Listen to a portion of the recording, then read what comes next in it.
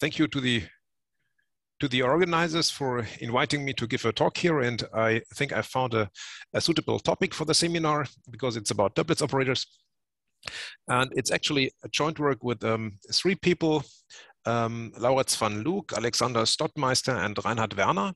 These three are actually physicists from Hanover, and Reinhard Werner is maybe you heard about him. He's the one who invented quantum harmonic analysis, and that turned out to be rather useful when studying Toeplitz operators, at least on the Fock space. And so we were thinking in the sequel about Selfadjointness of Toeplitz operators on the Siegel-Bergman space. They naturally are more interested in Schrodinger operators, but that's another type of quantization which is also interesting. Okay, so let me start. Here's the outline of the talk. I want to just give a very gentle reminder on the self-adjointness and essential self-adjointness and some motivation why this might be interesting for physicists at least. And then I want to look at the quantization model, which we all know very well, which is Beresine-Toeplitz quantization, and this is on the Fock space or Siegel-Bergman space. So the problem is really the self-adjointness of Toeplitz operators. So there are some examples of self-adjoint operators and some counterexamples, some positive and negative results I want to comment on in this section. And then in section 3, I want to give our main result, which is actually also published at arXiv, and give some criterion on self-adjointness of Toeplitz operators, which is seems to be different from what was known in the literature. And there are some examples, problems, and conjectures. And one specific thing is here that everything is actually for Toeplitz operator with operator-valued symbols.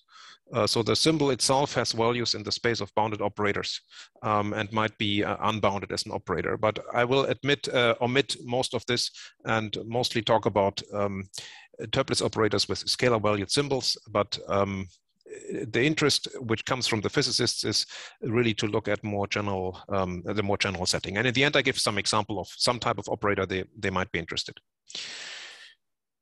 Okay, so what is the aim? I want to characterize self-adjointness of Toeplitz operators on the Siegel-Bergman space, and not just with scalar-valued symbols, but with unbounded operator-valued symbols.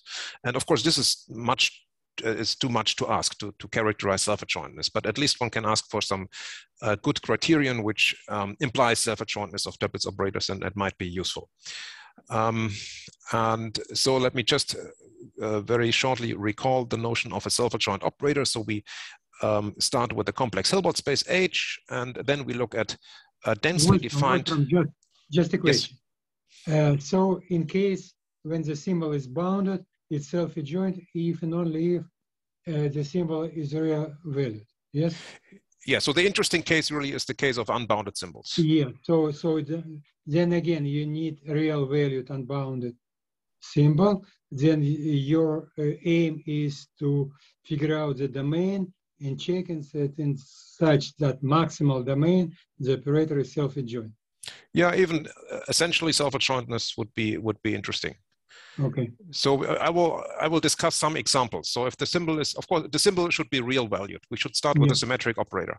But then the question really is, even if the symbol is a real valued polynomial, let's say, we will look at this case, the operator may not be self-adjoint. And so this is... The reason is improperly selected domain. No, it may not be essentially self-adjoint either. So... so just maybe we will see in the we will see in the examples what I mean. Okay, so here's the definition which we all know. So the operator is called T, and it's unbounded operator, so it comes with a certain domain, and that is part of the data. And then we can form the adjoint operator, which usually is denoted by T star. And that has its own domain, which is dt star, and it's defined here. So it consists of all elements in the Hilbert space, such that there is some element set in the Hilbert space which solves this equation here. Mm-hmm. And that should be true for all x in the domain. And since we assume that the domain is dense, if such set exists, it is unique. Mm-hmm. And then we define T star of y to be this set, and that is the domain of the adjoint operator. And what can be checked in this very general setting, that the adjoint operator is always a closed operator, but it may not be densely defined itself. And this happens precisely if the operator is closable. And then the closure is just T star star. So if T star is densely defined, I can add another star. Okay, so this is the definition, which I assume we all know well. And there's another notion, namely the notion of a symmetric operator. So we call the operator symmetric if Txy inner product equals Xty whenever X and Y are in the domain of the operator. Mm-hmm. And that means basically that the adjoint operator extends this operator, the symmetric operator T. So T star extends T. This is what is meant by this inclusion here on the right. And then the operator is called a self-adjoint if it's symmetric and if you actually have equality. So if T equals T star, which means, of course, that the domain of T equal the domain of T star. So there are useful characterization of self-adjointness, and I will use one of this later on. So I also want to recall this one. So if I have a symmetric operator on the Hilbert space with a domain dt, then the following three properties are equivalent. So the first one is T is self-adjoint. This is what we typically want to check. And the second one is T is a closed operator. Mm-hmm. And the kernel of T star, which is the adjoint plus or a minus, I times the identity is 0. So that operator is injective. And that is equivalent to saying that the range of T plus or minus I equals the whole Hilbert space. So a self-adjointness, if you look at 2I, you can really check when you try to solve some equation. If you try to solve some equation, we will do this and ask for the number of solutions. Okay, why should one look at self-adjoint operators? So one reason comes, of course, from physics, specifically from quantum mechanics. So one can say that the principal distinction of self-adjoint operator and over merely a symmetric operator is the existence of a spectral resolution. So once you have a self-adjoint operator unbounded on the Hilbert space, you have a spectral theorem. And that operator basically is just unitarily equivalent to a multiplication operator. So it's a very good operator in a sense. And if you want to look at the mathematical formalism of quantum theory, which of course my co-authors are most interested in, then of course there also appear self-adjoint operators because of this, of the fact that you have a spectral theory, and you can actually you can get a partition of unity and look at quantum observables. So the quantum observables are, so to say, self-adjoint operators. And you can also formulate quantum probabilistic interpretation. So you have a spectral measure, which gives you a way to produce probability distribution, telling you the probability of a certain physical quantum system to be in a certain state. And this appears. Yes? Sorry, question. So does it mean that you look for resolution of identity, then you consider any generically unbounded function measurable with respect to spectral measure and function, and apply this function to the operator to obtain observables?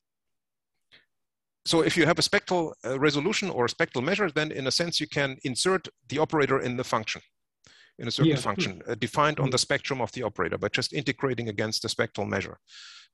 So that is what you can do. But the self-adjoint operator, so to say, play the role of the observables in quantum mechanics, similar to the Hamilton function in classical mechanics. So it allows you to do measurements of certain quantities and gives you probability distributions. But maybe it's not so important to go into this. I'm also not expert. This is just some kind of motivation, especially why my co-authors are interested in this. And also, if you look at a physical model, then, and you want to describe it mathematically, then operators appear, and typically these operators are self-adjoint. So if you want to test whether a physical model really is suitable, then you really should produce self-adjoint operators. So on the other hand, also self-adjoint operator can be used to create the dynamical evolution of a quantum system, similar to the Hamilton function in classical mechanics, which gives you somehow the evolution of a classical system. Of course, maybe some planets moving around, some classical mechanical system, and you can start with a self-adjoint operator, and via the Stone's theorem form a unitary one-parameter group. And this one-parameter group you can use to obtain the dynamical evolution of some quantum system by conjugation, so to say. Okay, maybe this is not very precise, but I hope that's maybe enough to motivate that people may want to look at this. So assume you have a self-adjoint operator again on the Hilbert space, then we have a spectral theorem, so we can plug it into some function on the spectrum. In particular, we can exponentiate it, and we can plug it into the exponential function, and then what we obtain by Stone's theorem as well, we obtain a one-parameter group of unitary operators on the Hilbert space. And as I said, this group somehow generates the dynamics of the quantum system. How the quantum system evolves in time. And some observation here is that that group here actually exists for all times t. So whatever t is, you plug it in, and that evolution lives for all times, globally in time. On the other hand, if you look at the classical dynamical system, let's say some particles or planets moving around, then that system is described through the Hamilton's equation. So you have the Hamiltonian of the system, and you look at the Hamilton's equation and you solve them. It's a first order differential equation that gives you a Hamilton flow. And this solution to the Hamilton equation may or may not exist globally in time. So it may just exist for some times.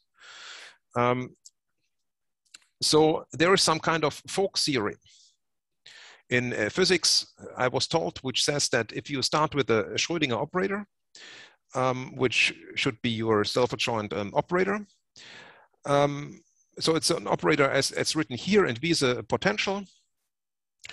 Then this is self-adjoint if and only if the corresponding Hamiltonian flow. So if you look at the Hamiltonian behind this Schrodinger operator, produces or has values which have solutions that, at least for almost initial values, exist for all times. So that system here, at least for almost all initial values, should have solutions that exist for all times. So this somehow corresponds to what I just told you before, the unitary group e to the it. And so, okay, so maybe this one is called quantum completeness, the self-adjointness of the Hamiltonian, of the Schrodinger operator, and the existence of the solutions to the Hamilton equations is called the classical completeness. What is the connection between H and H hat? So H hat is an operator. Yeah. And H is the Hamilton function, which is, if you want, the symbol of this operator. So you replace the derivatives by the momentum variables. Just you substitute delta with norm x squared. Second order partial derivative. Yeah, this has partial derivatives of second order, and you replace by the momentum variables. Okay. So H is a function on R2n on the phase space, or on the cotangent bundle, if you want, in the more general setting. If you want, it's a symbol of that operator. Okay, this is the correspondence between a symbol and operator, which we also have for Toeplitz operators. Okay, so this theorem actually is not really true because there are counterexamples. So classical completeness and quantum completeness is not always the same. But to produce the counterexamples, you have to look at a bit maybe artificial examples from the physical point of view.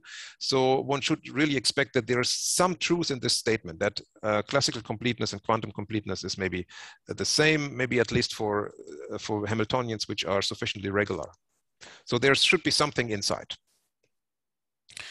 And so maybe this should be enough for motivation why to look at self-adjoint operators. And now I want to go to maybe more familiar things and talk about Toeplitz quantization and this notion of completeness. So that's another way of quantizing objects. So going from a symbol which plays the role of the Hamiltonian in classical mechanics to the operator, Toeplitz operator with that symbol, which then would be the quantum observable.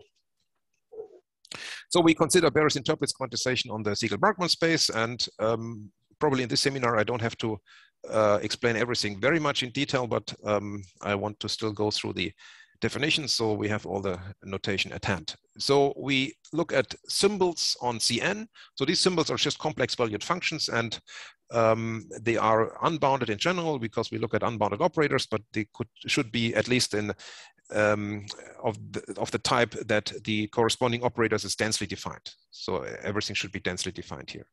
And then we assign to this symbol an operator, Toeplitz operator, in the usual way, and that is typically unbounded. It has a certain domain.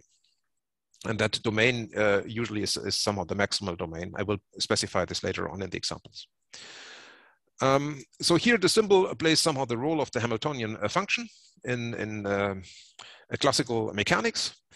And the operator TF on the Hilbert space somehow plays the role of the quantum observable.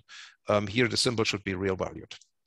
And actually we look as usual at not just one operator, but as a family of operators on a family of Hilbert spaces with some quantization parameter T, which could be thought as a time or maybe a semi-classical parameter. And then we have the correspondence between the quantum system and the classical system. So if T goes to 0, somehow the quantum system should approach in some sense the classical limit, the classical system.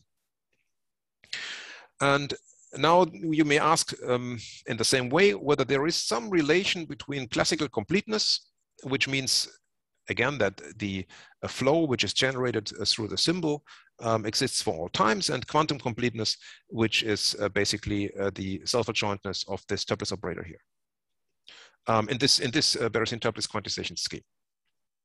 So that's maybe the corresponding question, and I don't have an answer to say it.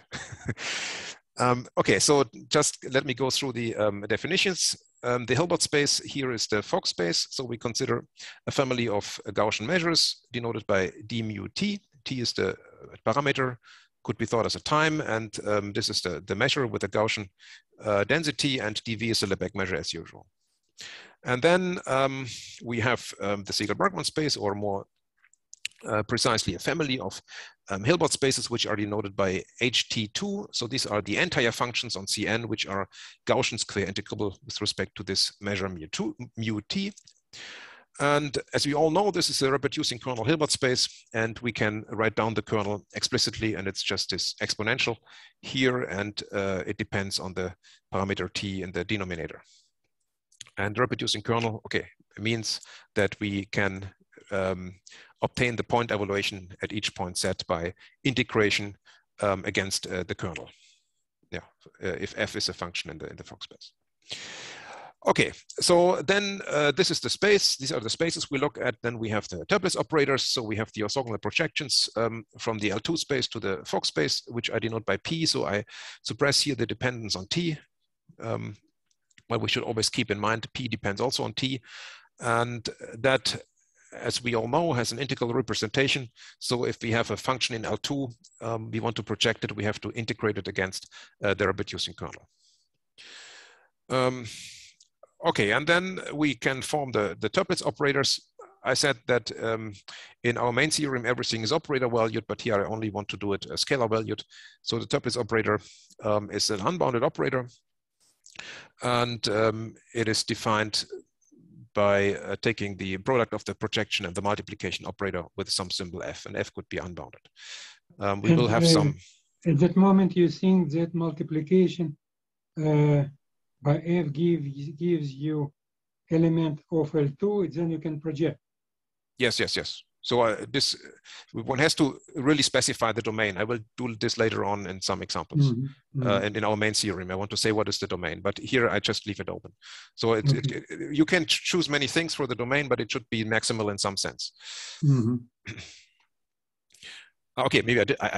Actually I wrote it here. Okay, Yeah, fine. yeah, yeah. So we take all H in the Fock space such that the product, oh, it should be in L2, not in L2, H. sure. Yeah, it should be in L2. There's a typo. Okay, and so this is some kind of quantization. So we take a symbol and we assign to this an operator.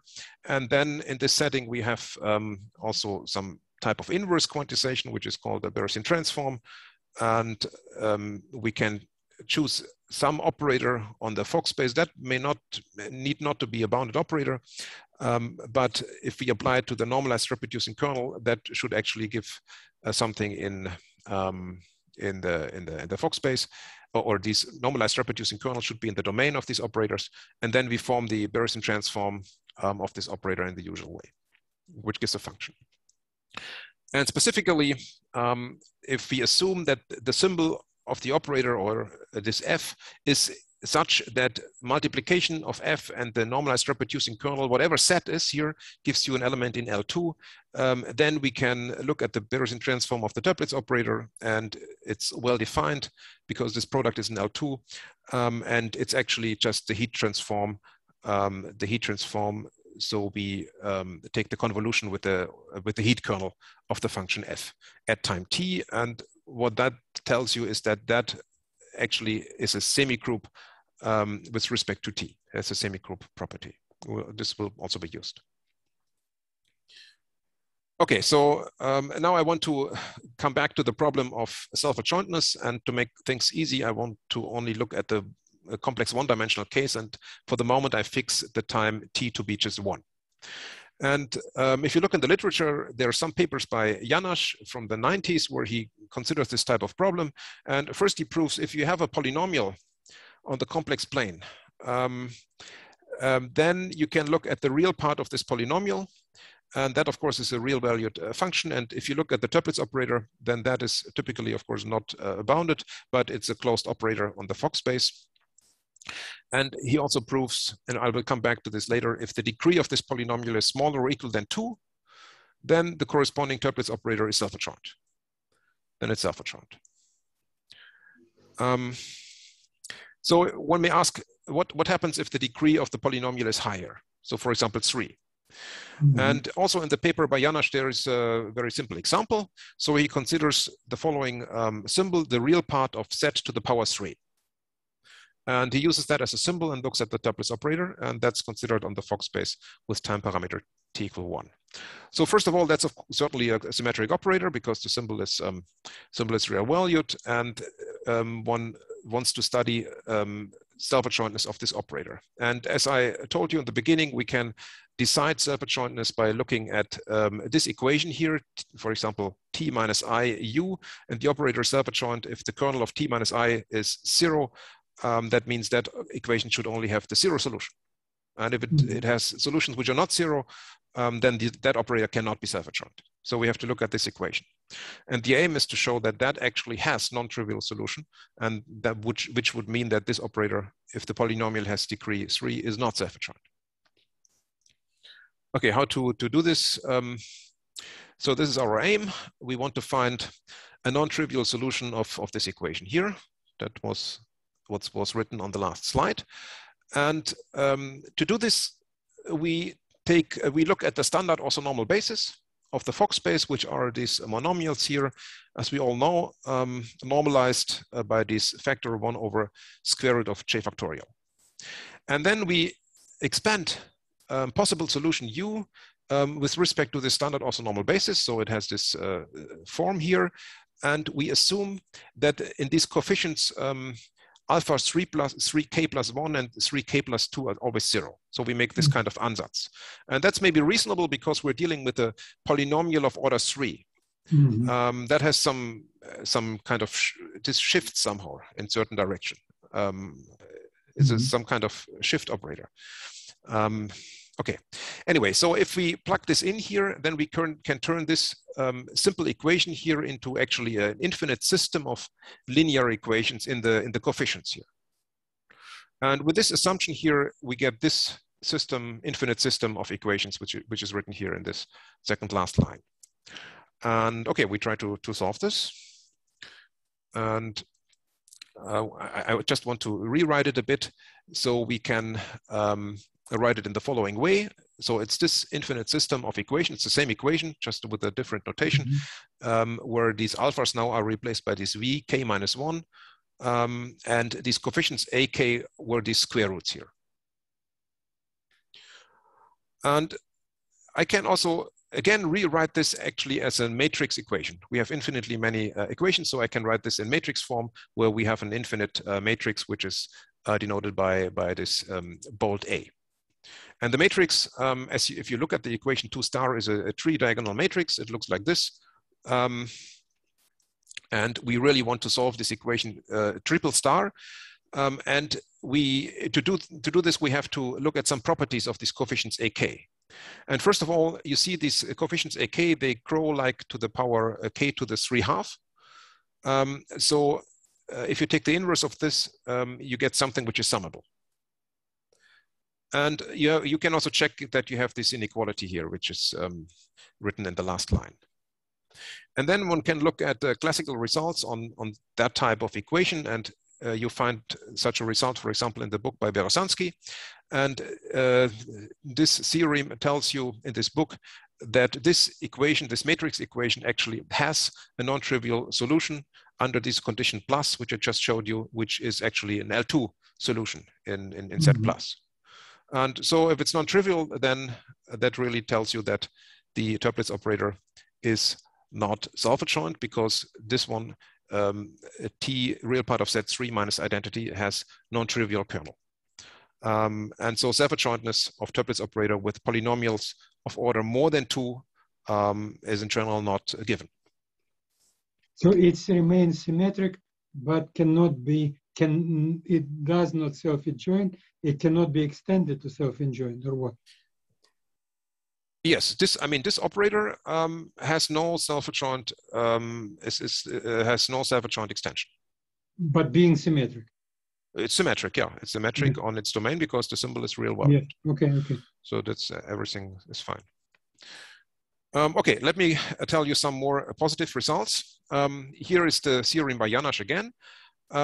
So if P is now a polynomial which has degree not bigger than 2, smaller or equal than 2, then actually the Toeplitz operator with the real part of P as a symbol is self-adjoint. And how could one prove this? I will show you one proof. I will show you another proof later. So first of all, we can assume that this polynomial vanishes at 0. Otherwise, we just subtract the value at 0, which is only a bounded perturbation of the operator. And then I want to denote this operator T with the symbol real part of P as A.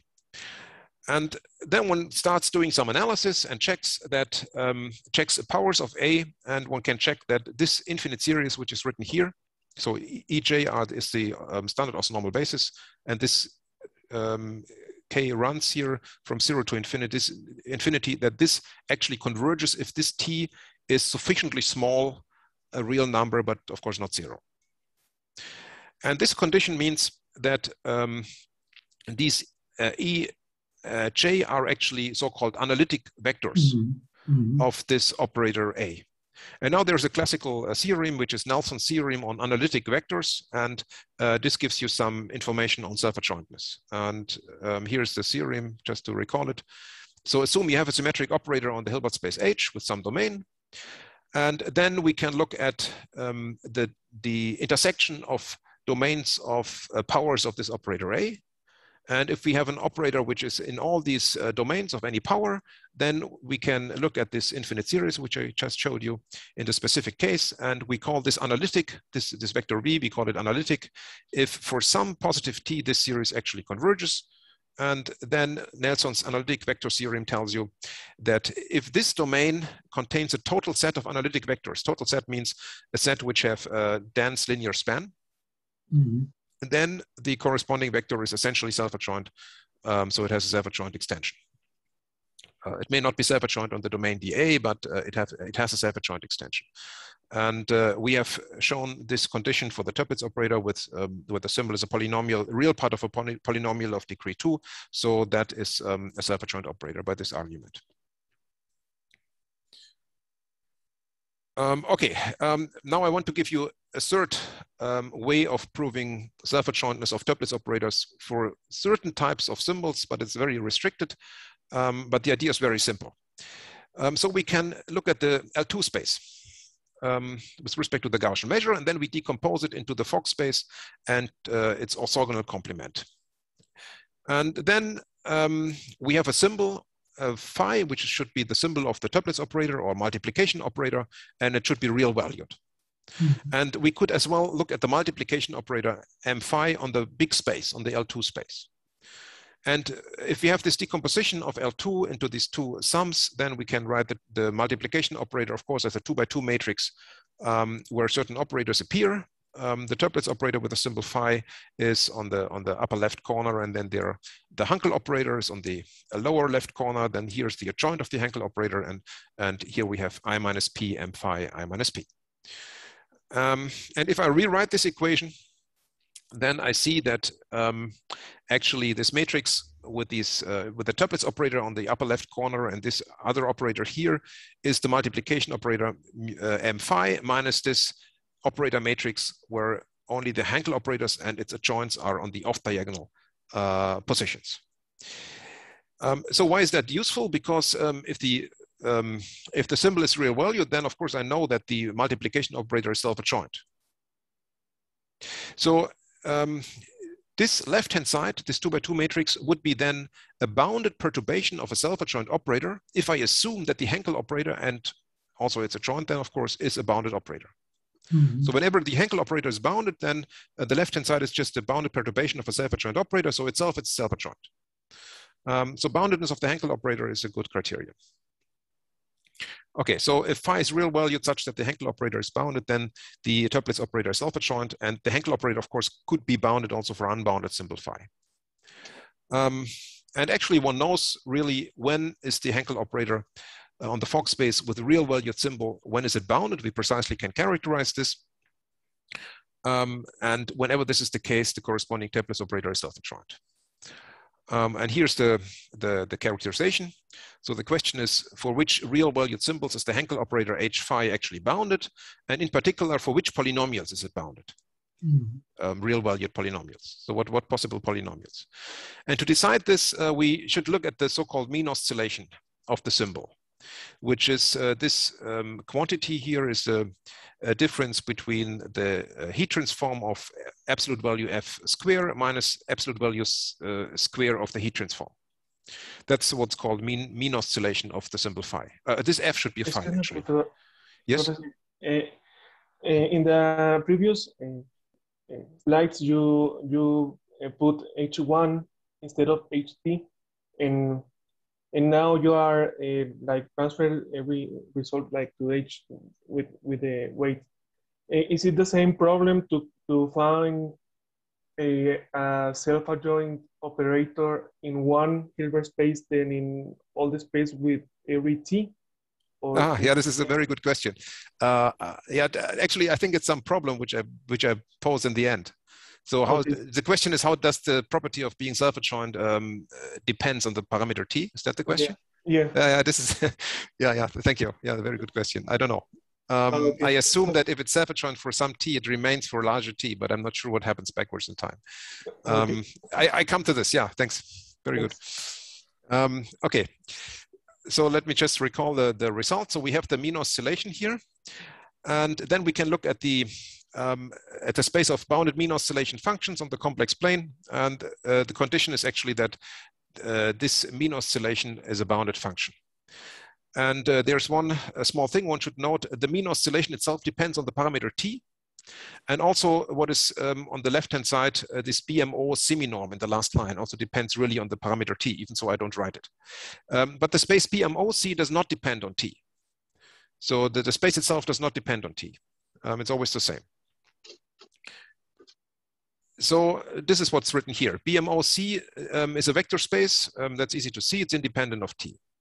And it certainly contains a bounded function on the complex plane, because if you have a bounded function, then the heat transform remains bounded. But it contains another space. For example, it contains the space of bounded oscillation functions. And all inclusions are strict. And bounded oscillation functions, okay, maybe this is not the definition you would find in the first place, but it's an equivalent characterization, are such functions on C which have this inequality. Absolute value of phi z minus phi of w is smaller, equal some suitable constant C times 1 plus the difference z minus w absolute value. Such type of functions, okay, they should be also continuous. Measurable should be replaced by continuous. There's a typo here. And they are inside here. And this space BOC certainly contains unbounded functions, so which have this property here, this inequality. For example, all linear polynomials, of course, have this property. And they are in BOC and they are unbounded on C. And they have bounded mean oscillation. So here is the result. So if you have a complex valued symbol, then the following are equivalent. The Henkel operators with this symbol and the complex conjugate symbol are both bounded, if and only if the symbol F is in BMOC. Being in BMOC always characterizes boundedness of HF and HF bar simultaneously, because the mean oscillation cannot distinguish between F and F bar. However, in our setting, we only look at real valued functions and then F equal F bar. So in this case, we get really the one-to-one characterization of the boundedness of the Henkel operator. HF is bounded if and only if the symbol is in BMOC.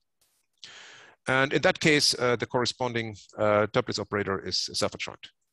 So in particular, what happens if I look at polynomials? So which polynomials are actually in BMOC? And that's rather easy to check. So if you take a polynomial, then the following are equivalent. The degree of the polynomial is smaller or equal to 1 is actually equivalent to HP and HP bar being bounded. And if the polynomial in addition is real valued, then HP is bounded if and only if P is a linear polynomial. So this criterion of self-adjointness on the level of polynomial not even gives you Janna's result, because there we had degree is smaller or equal to, so it's weaker. Okay, so but it gives you this one. If phi is in BMO function and real valued, then the corresponding Toeplitz operator is self-adjoint. That's some maybe not so strong criterion. And here's the remark which I just told you. So if you look at the polynomial real part of Z square, that's not first order, so it's not in BMO.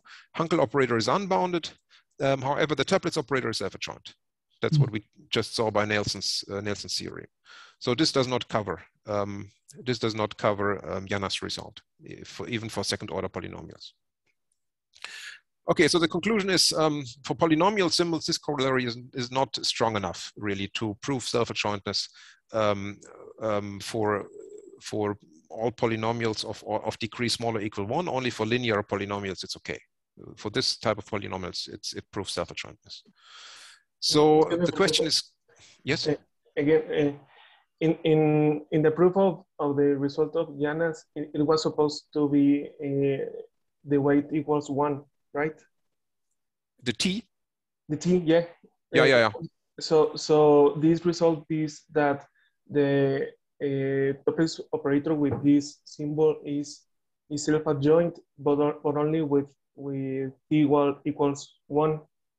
No, I think he proved it for T equal 1, but I believe strongly, okay, it's true for any other weight, and I believe that this proof also works for any other weight.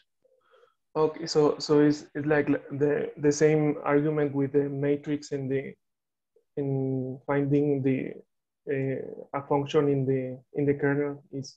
No, this was the case where you have an order 3 polynomial.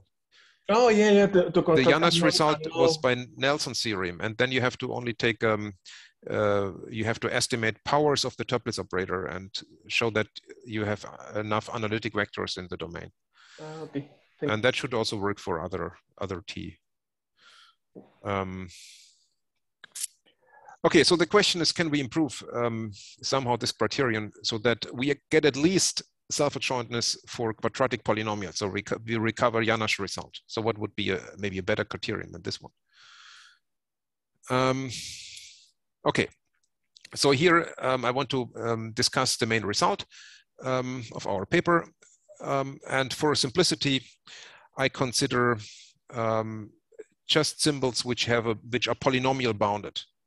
But polynomial bounded is not really necessary. The theorem works more generally, but we have to change some part of it a bit. But polynomial bounded just for convenience here. And the symbols, everything works on Cn and it's real valued. And more generally, it could be functions which have values in Hermitian operators, bounded Hermitian operators on a Hilbert space, or symmetric operators on the Hilbert space, which would be the analogon of the real numbers. Okay, polynomially bounded, of course, means that we have an inequality as it's written here. So absolute value of phi of z can be estimated by some constant times 1 plus absolute value of z to the m, where m is some integer.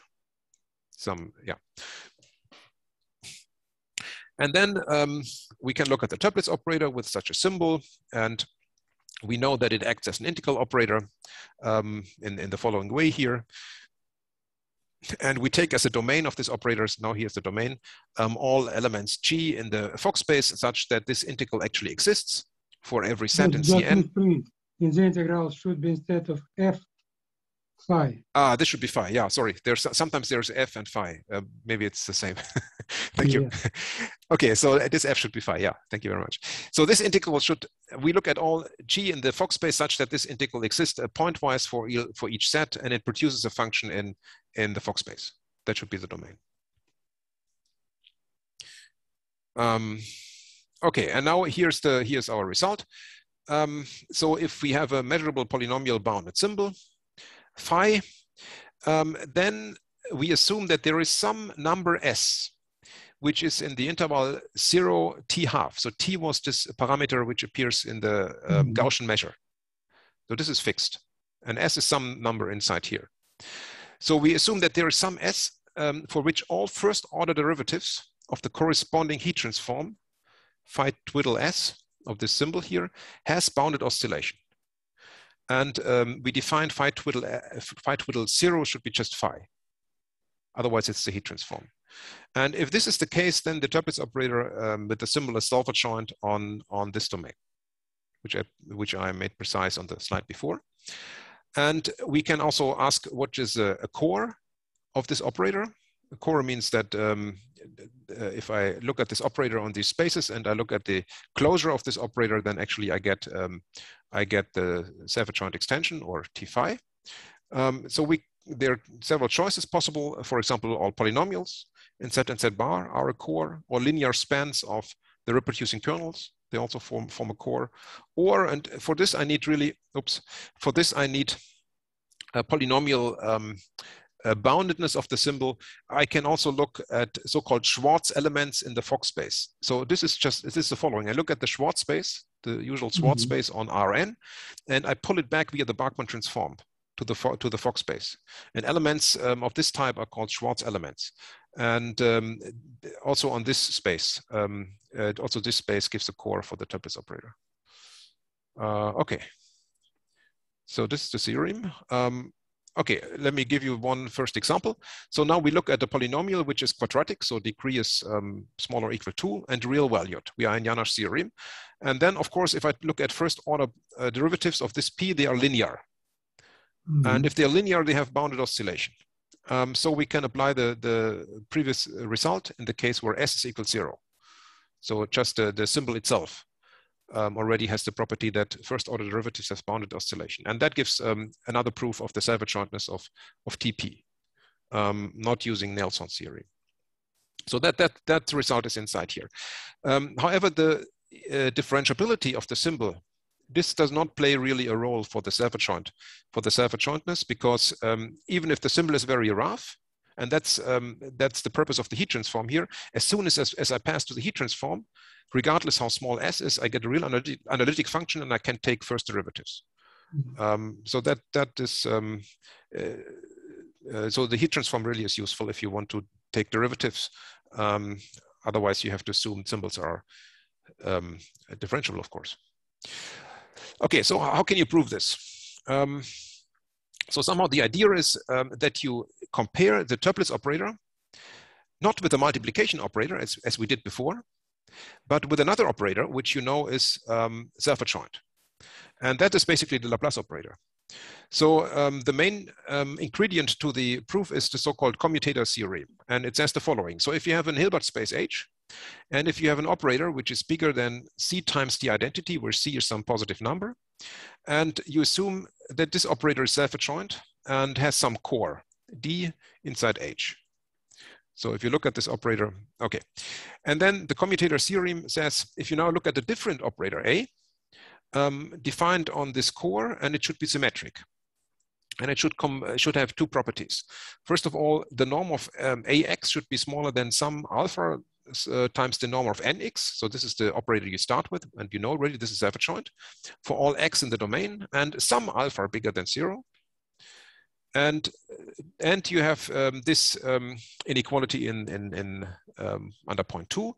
So the absolute value of inner product nx times with ax minus ax with nx can be estimated by some beta times inner product nx with x for all x in D, and some beta bigger than 0, which you have to specify. So if these two properties are fulfilled, then this operator A itself is essentially self-adjoint.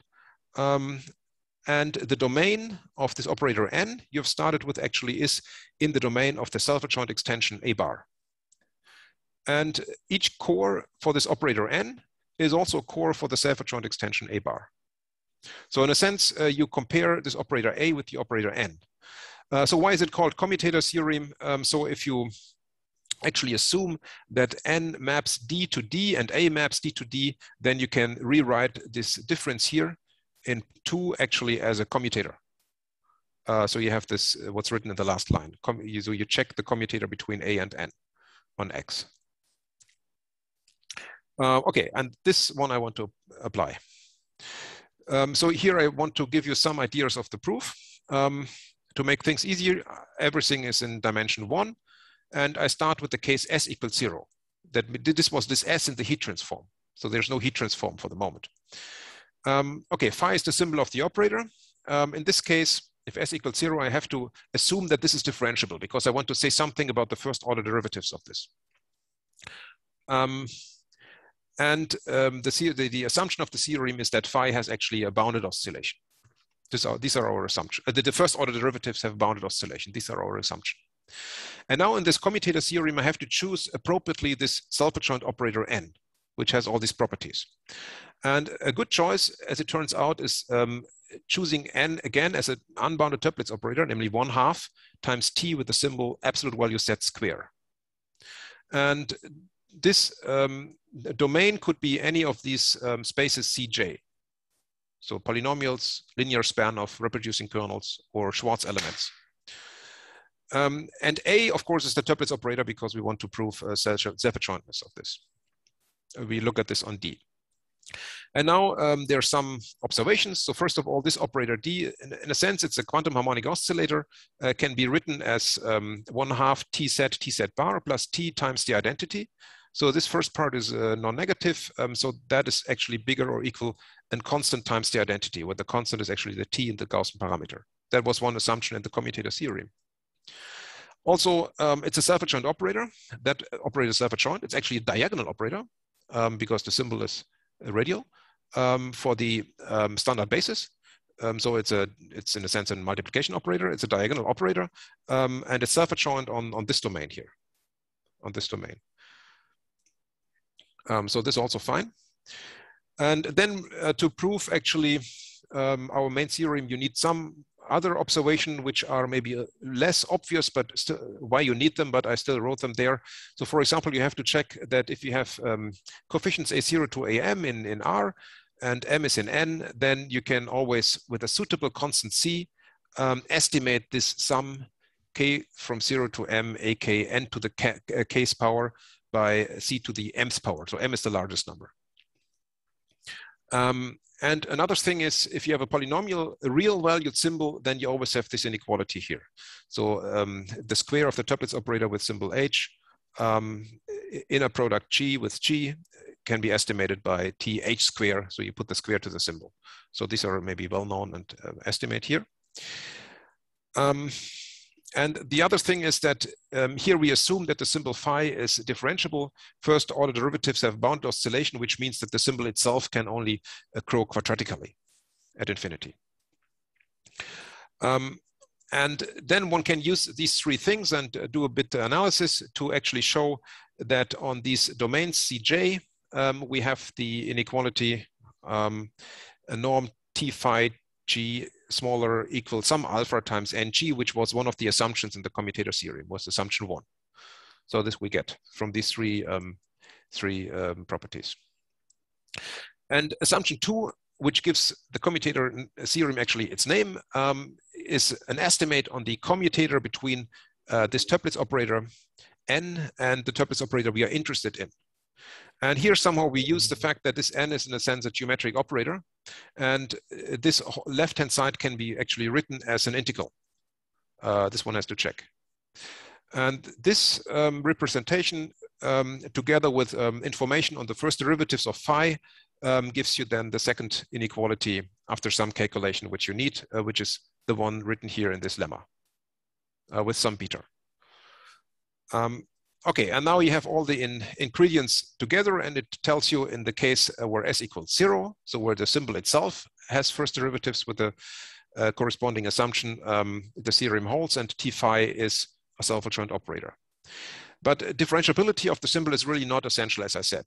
So in the next step, you try to remove it and further generalize the theory. And the idea is, maybe as usual, you can try to approximate the non-smooth symbol or non-differentiable symbol by heat transform for sufficiently good time parameters. And then use the step 1. And to do this, we need another ingredient of the proof, which is a Berger-Coburn theorem on boundedness and norm estimates of Toeplitz operators. That's also classical theorem. And that really explains why S should be in this strange parameter 0 T half. And the Berger-Coburn theorem gives proves boundedness of Toeplitz operators with unbounded symbols and gives an operator bound. So if you have a symbol f from C to C, it's measurable polynomially bounded. That's not necessary, but we assume it here. It could be worse. And we have some parameter s in this interval here. T is the parameter in the Gaussian measure. Then the theorem says there is a constant such that the operator norm of the Toeplitz operator with symbol f can be estimated by the supremum's norm of the heat transform of f at time s. So somehow, if you look at the boundedness of the symbol of the Toeplitz operator is not really seen from the symbol f, but rather from the heat transform of the symbol s for small times. Small means smaller than T half. So in particular, the operator is bounded if the heat transform remains a bounded function for small times. And now we can apply the Berger-Coburn theorem to finish the proof and get the most general statement, and look at the difference between the Toeplitz operator with symbol phi and the heat transform phi twiddle at s. And this can be estimated by some constant times the difference of the heat transforms. And here we use the semi-crude property. Once s is smaller than T half. And now we have to estimate, of course, the right-hand side and use the assumption on the derivatives of phi, a twiddle. Here's basically the calculation. So we have to estimate the left-hand side, and we write it out as an integral using the definition of the heat transform. And then one has to do a bit analysis here in the integrand and see that one can actually estimate this. Okay, there's a smaller equal sign missing here by some constant times this integral here. And this polynomial here, of course, this whole thing is integrable and gives some finite number. So what it tells us really is that the Toeplitz operator T phi is just a bounded perturbation of the Toeplitz operator with the heat transform phi twiddle s. And this one is essentially is self-adjoint because of our assumption on this symbol here. So since T phi is just a bounded perturbation, also T phi will be a self-adjoint operator. And that proves so to say, the general theory. Okay, so maybe in the last 4 minutes, I can talk a bit about possible generalization. So this is, as I said, this is not restricted to Toeplitz operators with symbol in having real values. We can also take symbols having values in Hermitian operator on another Hilbert space V. And they then act not on the usual Fock space, but on the Hilbert space valued Fock space, and everything works in the same way. One ingredient you have to really check, and this is whether the Berger-Coburn theorem also works for Toeplitz operator with operators valued symbols. And that's actually the case. So you can prove the Berger-Coburn theorem also in this setting. Then you can further generalize it not to Toeplitz operator, but to what is called BV valued continuous quadratic forms, and use the previous result on Toeplitz operators to get to further generalize it even. And I was told that these kind of forms are also interesting when you consider operators appearing in physics. And you can also get some results for Schrodinger operators on L2Rn if you try to transform them via the Bachmann transform to Toeplitz operators with unbounded symbols. That's another way of applying these things. And maybe here's one example of an operator, Toeplitz operator with operator valued symbols one may have in mind. So we can consider for the second Hilbert space to be the space L2 of n, L2 square summable sequences. And we take multiplication operator on the bounded operators on L2, which is just this diagonal operator here multiplied by -1 over n square. And we may as well look at the right shift operator on the L2 space, defined in the usual way as this one. And then we look at the scalar valued function, which should have the properties in our main theorem. So the heat transform should have first derivatives of bounded oscillation. And then we form an operator valued symbol in the following way. F of z is phi of z times the identity operator on V. And then here's the operator part. This S should be a set actually. There's a typo. Here's shift operator, the adjoint of the shift, and the multiplication operator. And this gives an operator valued function. And we can consider the corresponding Toeplitz operator on the V Fock space. And our theorem gives that this is essentially self-adjoint. It's essentially self-adjoint. And this has apparently some physical relevance, as I was told, but I don't know much about the details. So if you, in particular, you take for phi this symbol 1/2 of z square, then this operator somehow is used to model interaction of a quantum harmonic oscillator with bounded states of an atom. So it has apparently some physical relevance, and it appears naturally in physics, I was told. Okay, so maybe problems and conjectures. So one question was already asked, and I don't know the answer. So if you have a self-adjoint operator, a Toeplitz operator, now you may change the time parameter and ask whether this self-adjointness really remains fixed, whether you have essentially a self-adjointness for different parameters if you have it for one. And then actually what happens, what happens with the self-adjointness if you take a semi-classical limit as t goes to 0, not infinity. So what does it mean for the symbol phi? And here's another conjecture which somehow closes the circle and goes back to what I said in the beginning. So the hope, or maybe a conjecture, is that for reasonable, whatever that means, symbols, which are the Hamiltonians in our case, and these are functions on Cn, the following are equivalent. The classical completeness of f may be up to a null set of initial values. And that again means that if I take f as a Hamiltonian of a mechanical system or a classical system, then solutions should exist globally in time, which is the case in our examples of self-adjoint operators, and that should be equivalent to the operator TF being essentially self-adjoint, at least for sufficiently small time parameter. So if you're close to the classical setting, so to say, and that would be the quantum completeness. Okay, I don't know whether any of these things are true, but it's at least maybe a reasonable conjecture, and one can hope that if one restricts the problem to a suitable small symbol class, then the answer is yes. Okay, so this is maybe all I want to say here. Here are some results. The first paper contains all details on what I explained and the proofs. And the second one, okay, this is an older paper on the Berger-Coburn theorem with Robert Fulcher, and actually I put it here because the proof generalizes rather straightforwardly to operator valued symbols, whereas the original proof in Berger and Koblenz paper doesn't seem to easily generalize, but it may also. And then there are several papers by Janasch and Stochel where they discuss unbounded Toeplitz operators from the 90s, and the examples I presented are actually from the first one. On the non-self-adjoint examples and the criteria for self-adjointness of Toeplitz operator with polynomial symbols. Okay, so I think my time is off, and that's all. Thank you for your attention.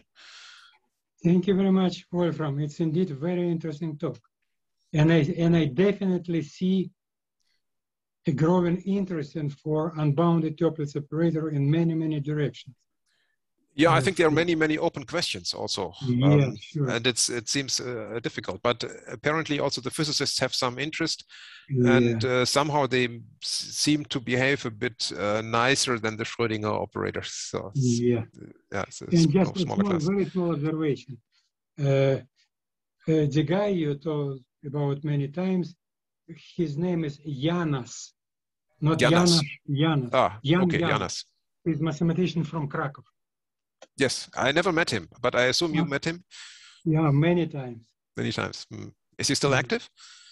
Well, I met him probably last time like 10 years ago. Mm-hmm. So, okay. I used some of his results. I hope to see him this year in Iwata in Krakow. Okay. Yeah, unfortunately, I'm in Japan precisely this week. So I missed this opportunity. Yeah. Well, questions, remarks? One question, one technical question about the proof given by Janas and Nelson's series. Yes. Is the convergence related to the form of the Gaussian weight that has z square in the exponent? You mean? Yeah, this one. Why does it converges for degree less or equal to 2? Because the Gaussian weight has z square in the exponent? No, I think it's really the cross of the symbol. So if you do the estimate, if the symbol grows quadratically, then you can somehow estimate the powers. If you look at the paper of Janas, I think it's a very short calculation. I didn't put it here, but if the symbol has quadratic growth, then you can somehow control these powers here, ak of ej. And if it has cubic growth, then that grows too much, so to say. Then it doesn't converge anymore. Mm-hmm. Okay. And another question: at the end of your proof, in the final computation with the integrals. Yes. Of the main result? Yeah.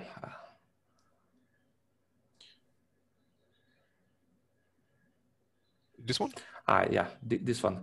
In the last integral, you have w square, and it seems that there is still some space to well, you could have w to a power. To make this integral finite. Yeah, yeah.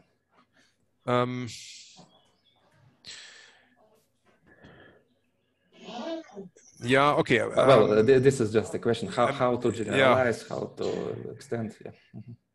Mm-hmm. How to use so this really space. you have to control this difference here independently of the parameter where this dot here is. Mm-hmm. Using basically the Taylor expansion. So you have to get some uniform estimate of this by such a thing, and it turns out that w and w square comes out, and this is somehow related to the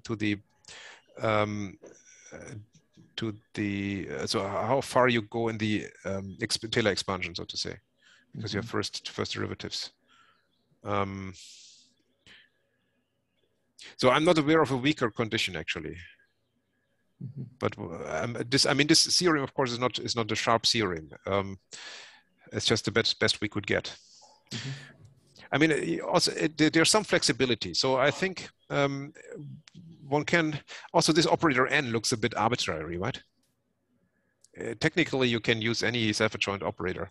Maybe you can take a square of this or something, which is diagonal, right? And see what criterion comes out if you change n. So I think there might be still some space in improving the whole thing. But the Laplace operator, in a sense, is from a physical point of view, is probably a natural operator to look at. Oh, I see. Thank you. More questions, comments? Well, just one comment, not exactly related to this talk, but I would say related to keywords used in this talk. You mentioned first name Nelson, then commuting operator, then spectral measure. What is interesting here, it is known that bounded operators commute if and only if commute their spectral measure. But for unbounded, this is not the case. Probably the first example was given by Nelson. So if the spectral measure of the operator commutes, even for unbounded operator, then operators commute. But they may commute, but the spectral measure may not commute. This was example by Nelson. So how explicit is the example? I don't remember exactly. There are several equivalent relations. Commuting spectral measure, one of them is commuting of one parameter group defined by operators. In Nelson, give an example of two operators which commute, but one parameter group does not. Oh, I see. That is interesting. I didn't know. Yeah. Okay. Again, thank you very much. Wolfram, you're all the time, you are very welcome to give another talk. Hope this will be the case. And Maribel, Yes. who's next?